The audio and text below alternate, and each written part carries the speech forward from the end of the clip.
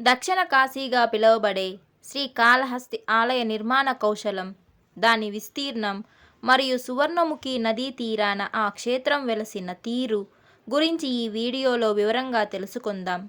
ప్రాచీన గ్రంథాల ఆధారంగా ఆలయ ప్రదక్షిణ పదం విశిష్టతను మీ ముందుకు తెస్తున్నాను. వీడియోను చివరి వరకు చూడండి. మీరు నా ఛానల్ని ఇంకా సబ్స్క్రైబ్ చేసుకోకపోతే వెంటనే సబ్స్క్రైబ్ చేసుకోండి.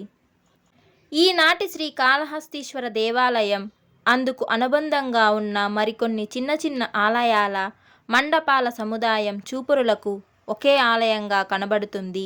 అయినా దేనికి అదే ఓ ప్రత్యేకత సంతరించుకొని ఉంటుంది.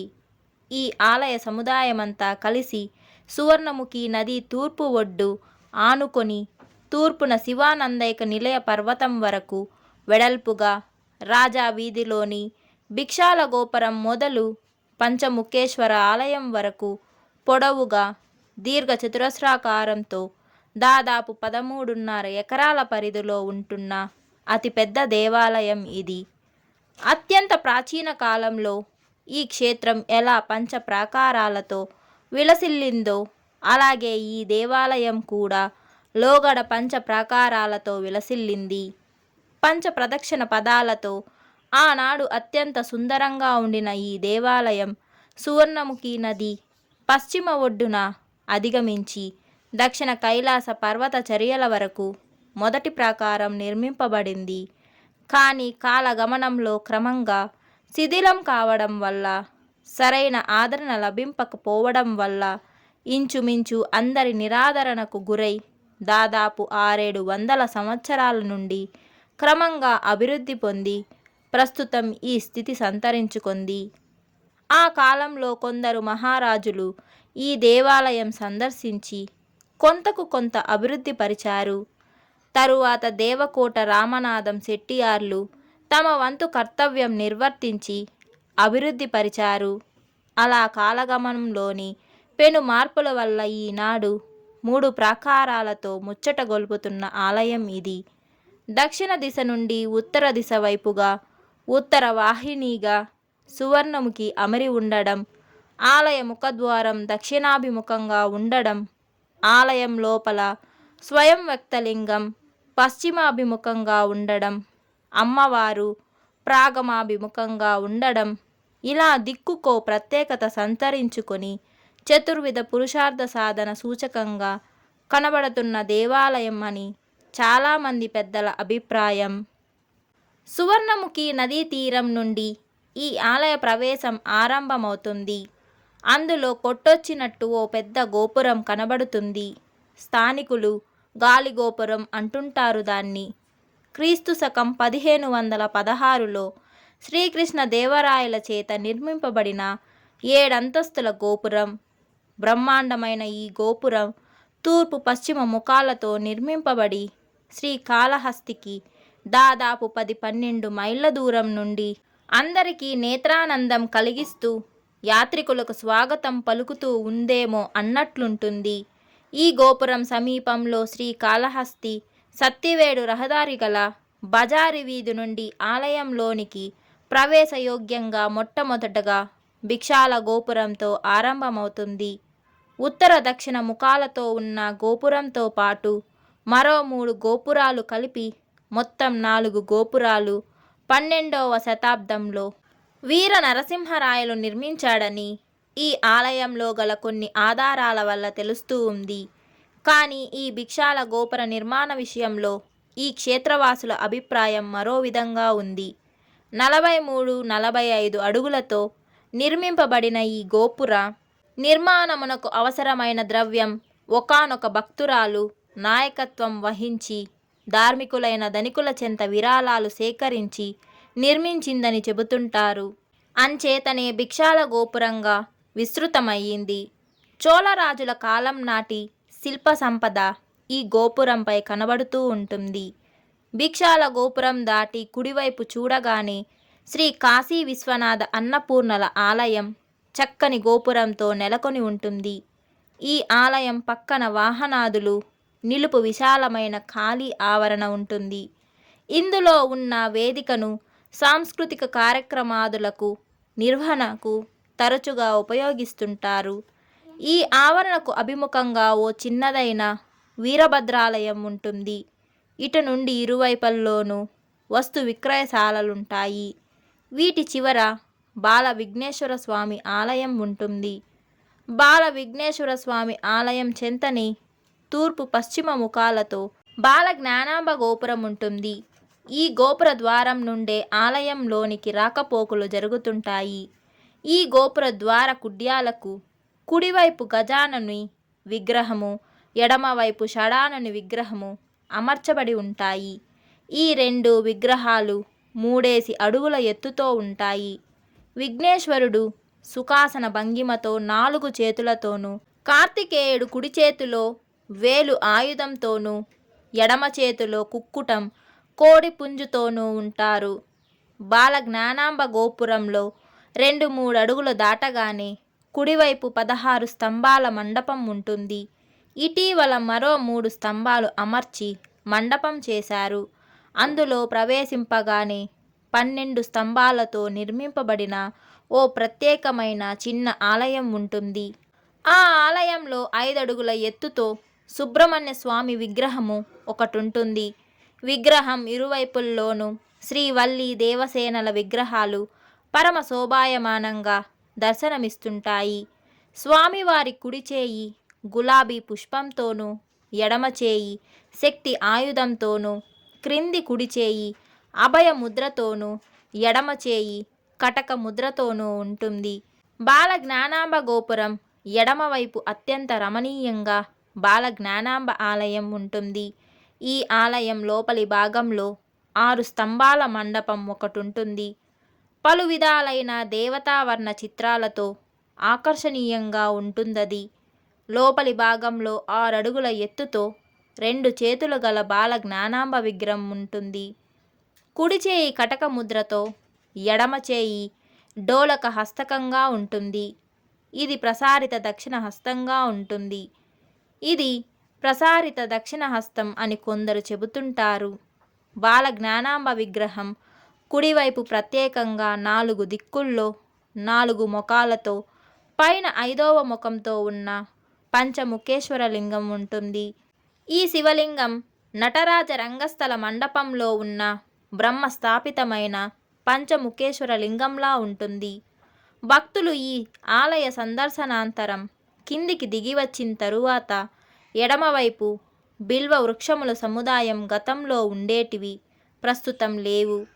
ఆనాటి బిల్వ వృక్షాలకు 8 దళాలుండేటివి. అంచేతనే అష్టదళ బిల్వాలున్నారానాడు. దాని ఆధారంగా అఖండ బిల్వకానన క్షేత్రంగా వాసిగాంచింది శ్రీకాళహస్తి క్షేత్రం. కాలగమనంలో అవి లుప్తమైపోయాయి. ప్రస్తుతం ఓ వేప చెట్టు మాత్రం చోటు చేసుకుంద చోట. ఈ వేప వృక్షమునకు ఓ ప్రత్యేకమైన వేదిక అమర్చారు. స్థాన ప్రాశస్త్యం వల్ల ఈనాడు కూడా కొందరు ఆ చోట ప్రదక్షిణ పూర్వక నమస్కారాలు ఆ వేప చెట్టుకే చేసి ఆలయంలోనికి వెళుతుంటారు. ఇటు నుండి సువిశాలమైన ఖాళీ ఆవరణం ఉంటుంది. ఈ ఆవరణం నుండే లోపలికి రాకపోకలు జరుగుతూ ఉంటాయి. ఇటు నుండి ఆలయ ప్రథమ ప్రాకారంతర్గత దృశ్యాలిలా ఉంటాయి. బాల జ్ఞానాంబ ఆలయం నుండి కిందకు దిగగానే కుడివైపు చాలా చిన్ననైన విఘ్నేశ్వర మందిరం ఒకటుంటుంది. దాని తరువాత 6-7 వస్తు విక్రయశాలలుంటాయి. ఈ వస్తు విక్రయశాలల వెనక భాగంలో బాల జ్ఞానాంబ సత్రం ఉంటుంది. సత్రం యొక్క ముందు భాగమే వస్తు విక్రయశాలలు. వీటి వెనుక దేవాలయ పుట్టుత్త ప్రాకారం ఉంటుంది. ఈ ప్రాకారం మధ్యలో ఓ గోపురం ఉంటుంది. ఈ ఆలయమునకు ఉత్తర దిశలో ఉన్న గోపురం అది.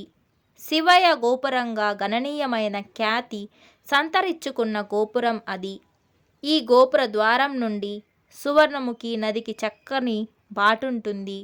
ఆలయంలో ఉత్సవమూర్తులు పట్టణంలో తిరువేంచేపు కొరకు వెళ్ళినప్పుడు ఈ గోపుర ద్వారం నుండే వెళ్ళుతుండడం సాంప్రదాయం వల్ల జగత్పితరులైన శివులు వెళ్ళునటువంటి గోపుర ద్వారం కనుక శివయ్య గోపురంగా స్థిరపడింది. ఈ గోపురం పక్కనే ఇటీవల నూతనంగా నిర్మింపబడిన తలనీలాల సమర్పణ భవనం ఉంటుంది. ఇక ఎడమవైపు విశేషాలు పరికిద్దాం. బాలజ్ఞానాంబ ఆలయం కిందుగా ఎడమవైపు వేపవృక్షం ఉందని లోగడ చెప్పాం గదా.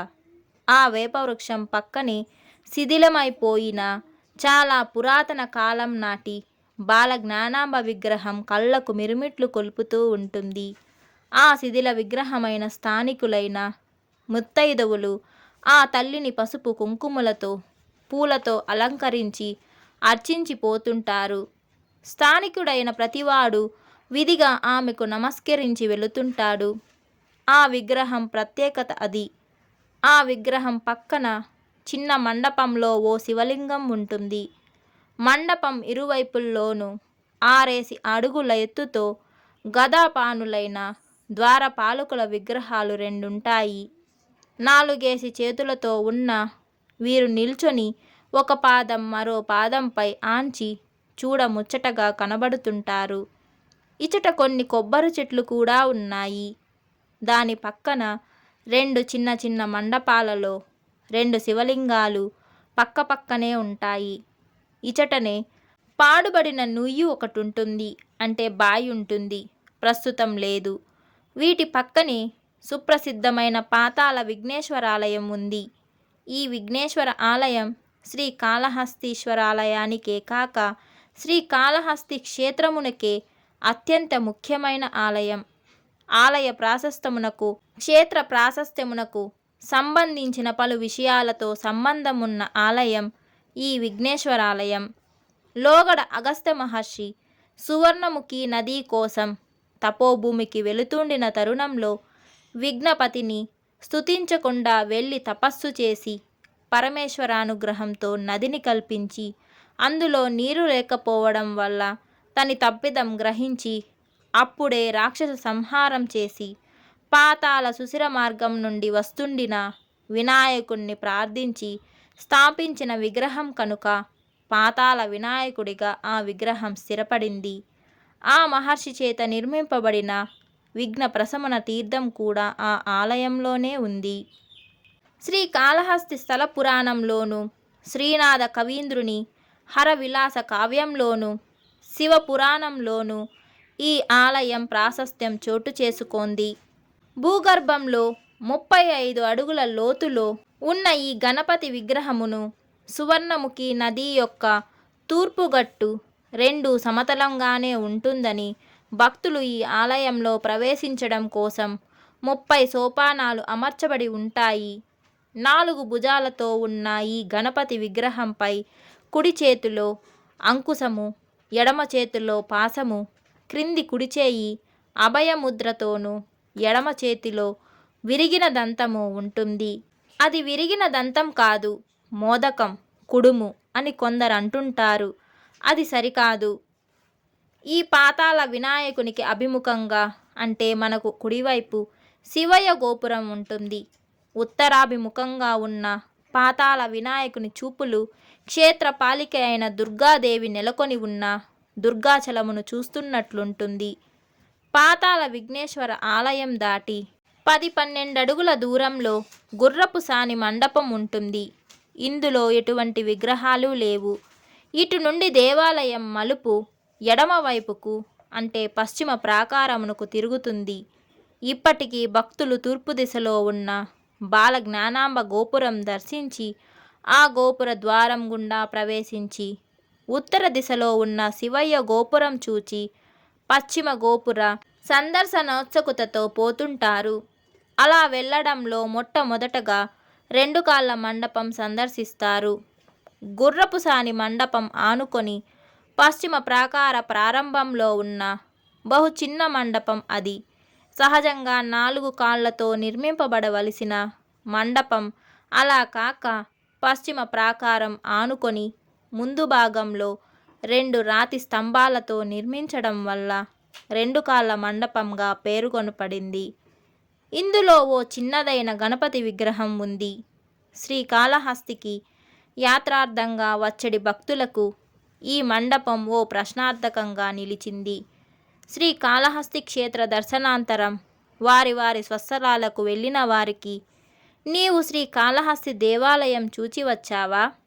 అలా అయితే దేవాలయంలో 2 కాళ్ళ మండపం ఎచట ఉందో చెప్పు చూద్దాం అంటూ కొందరు ప్రశ్నిస్తుంటారు. సమాధానం చెప్పజాలని పక్షంలో ఆ వ్యక్తి దేవాలయంలో చూడవలసిన విశేషములు చూడలేదని భావం. 2 కాళ్ళ మండపం దాటిన తరువాత బహు కొద్దిపాటి దూరంలో అందమైన బహు చిన్నదైన సదాశివేశ్వర ఆలయం ఉంటుంది. ఆలయం లోపల ఓ చిన్న శివలింగం ఉంటుంది. శివలింగమునకు అభిముఖంగా నందీశ్వర విగ్రహం ఒకటుంటుంది. దాని సమీపం నుండి పలు కట్టడాల సముదాయం ఏకంగా కనబడుతుంటాయి. ఈ మండప సముదాయంలో మొదటిది నగరి కుమార్ల మండపం. ఈ మండపం 2 విధాలుగా నిర్మింపబడింది. వీనిలో వీరభద్ర విఘ్నేశ్వర ప్రతిమలుంటాయి. వీరభద్రుని వృత్తాంతం అందరికీ తెలిసిందే. దక్షయజ్ఞశాలలో అవమానింపబడిన సతీదేవి దేహత్యాగం చేయడం ఆగ్రహించిన పరమేశ్వరుడు తన జటాజూటం నుండి వీరభద్రుణ్ణి సృష్టించి దక్షుని మీదకు పంపడం వీరభద్ర విజయం. అంజలిబద్ధుడై దక్ష ప్రజాపతి వీరభద్రుని చెంత నిలబడడం ఆదిగా గల కథా వస్తువుతో మిళితమైన చిత్రాలు విగ్రహాల రూపంలో ఈ చోట కొన్ని మాత్రం కనబడుతున్నాయి. వీటి తరువాత చిన్నపాటి శివలింగం గల మండపం, దాని పక్కన సాక్షి గణపతి విగ్రహం చూడవచ్చు. ఈ మండపం కింది భాగంలో అగ్ని మండపం. ఈ చోటనే ప్రతి సంవత్సరం కార్తీక పౌర్ణమి నాడు స్వామివారికి అగత్యాభిషేకం చేస్తూ ఉండటం దీనిని చుక్కాని ఉత్సవం అంటారు. ఈ విషయం కృతయుగంలో తరించిన భక్తుల చరిత్రలలో చివరిదిగా తాళ వృక్షములు గాథ రూపంలో ఉంది. ఈ మండపం స్వామివారి గర్భాలయంలో నెలకొని ఉన్న మూలలింగమునకు అభిముఖంగా ఉంటుంది. ఈ రెండింటి మధ్య ప్రాకార నందీశ్వరుని విగ్రహం ఉంటుంది. క్షేత్ర సందర్శనార్థం వచ్చడి యాత్రికులందరూ శ్రీ నందీశ్వరుని స్పృశించి నమస్కరించి వెళుతుంటారు. ఇచట మరో విశేషం కూడా ఉంది. గర్భాలయంలో ఉన్న మూలలింగము, ప్రాకార నందీశ్వరుని విగ్రహము, చుక్కాని మండపము 3 కూడా అనుమాత్రమైన వంకర టింకరగా లేక సమాంతరంగా ఉంటాయి. గర్భాలయంలోని స్వామివారి చూపులు ప్రాకార నంది మీదుగా అగ్ని మండపం మీదుగా సువర్ణముఖిలో పడుతుంది. సువర్ణముఖిలో ఆ చోట స్నానం చేయడం లోగడ పరిపాటి. వైద్యమునకు సైతం లొంగని మొండి వ్యాధులు కూడా ఈ ఘట్టంలో స్నానం చేయడం వల్ల నయమవుతాయని అనుభవజ్ఞులైన పెద్దల అభిప్రాయం. భయంకరమైన కుష్ఠవ్యాధి సైతం నివారణ అవుతుందని చెబుతారు. లోగడ సత్కీర మహాకవి ఆ స్నానఘట్టంలోనే స్నానం చేసి రోగ నివృత్తి చేసుకున్నారని పెద్దలు చెబుతుంటారు. 100 రోజుల పాటు ప్రతిదినం సత్కీర మహాకవి ఆ చోట స్నానం చేస్తూ దినమునకు పరమేశ్వరుని మీద ఒక్కొక్క శ్లోకం చెబుతూ 100వ దినం స్నానం చేసి 100వ శ్లోకంతో రోగ నివృత్తుడయ్యాడని ప్రతీతి. ఆ చోట నదిలోని మృత్తికకు అంటే మన్నుకు అలాంటి రోగ నివారణ శక్తి ఉందని దాని అంతరార్థం. అందుకోసం నిగూఢంగా పై 3 అలా అమర్చి ఉన్నాయని సూచనగా తెలపడమే దాని పరమార్థం అంటారు మరికొందరు. వీటి తరువాత పలు స్తంభాలతో నిర్మింపబడిన నగిరేశ్వర మండపం ఉంటుంది. శ్రీకాళహస్తి జమీందారుల కాలంలో ఆ చోట ఆలయ కైంకర్యాదులకు వెలసిన పుష్పమాలికలు నిర్మిస్తుండిన మండపం అది. ప్రస్తుతం ఓ శివలింగము, అమ్మవారి విగ్రహము అందులో ఉన్నాయి. దాని పక్క సోమరపు అర ఒకటుంటుంది. దాని సమీపంలో సుప్రసిద్ధమైన షణ్ముఖేశ్వర స్వామివారి చిన్నపాటి ఆలయం ఒకటుంటుంది. షణ్ముఖుడుగా చెంగల్వరాయస్వామిగా ప్రసిద్ధి పొందిన ఆ విగ్రహం 5 అడుగుల ఎత్తుతో దైవపీఠం మీద నెలకొని ఉంటుంది. నెమలిపై ఆసీనుడై ఉన్న అతని ఇరువైపుల్లోనూ 6 చేతులుంటాయి. కుడివైపు 5 చేతుల్లోనూ, ఎడమవైపు 5 చేతుల్లోనూ శక్తిగత ఖడ్గాల్లాంటి పలు ఆయుధాలుంటాయి. ప్రధానమైన కుడి చేయి అభయముద్రతో ఉంటుంది. ఎడమ చేయి మధుర పదార్థం ధరించినట్లు ఉంటుంది. వాహనమైన నెమలి తన ముక్కుతో నాగ సర్పమును పట్టుకొని ఉన్నట్లుంటుంది. శ్రీవల్లి దేవసేనల విగ్రహాలు 4 అడుగుల ఎత్తుతో ఇరువైపుల్లోనూ ఉంటాయి. శ్రీకాళహస్తి గురించి చెప్పవలసిన విశేషాలు ఇంకా చాలా ఉన్నాయి. అయితే ఈ వీడియో ఇప్పటికే చాలా లాంగ్ అయ్యింది. ఒకేసారి అంతసేపు వింటే మీకు కూడా బోర్ కొట్టే అవకాశం ఉందని నేను అనుకుంటున్నాను. అందుకే మీ అందరికీ ఆసక్తికరంగా ఉండాలని మిగిలిన విశేషాలని పార్ట్ 2 లాగా అప్లోడ్ చేయాలనుకుంటున్నాను. సో ఆ వీడియోను కూడా తప్పకుండా చూడండి. మీకు అందరికీ ఈ వీడియో నచ్చినట్లయితే తప్పకుండా లైక్ చేయండి. అలాగే మీ ఫ్రెండ్స్కి షేర్ కూడా చేయండి. నెక్స్ట్ వీడియోలో మళ్ళీ కలుద్దాం. Bye bye.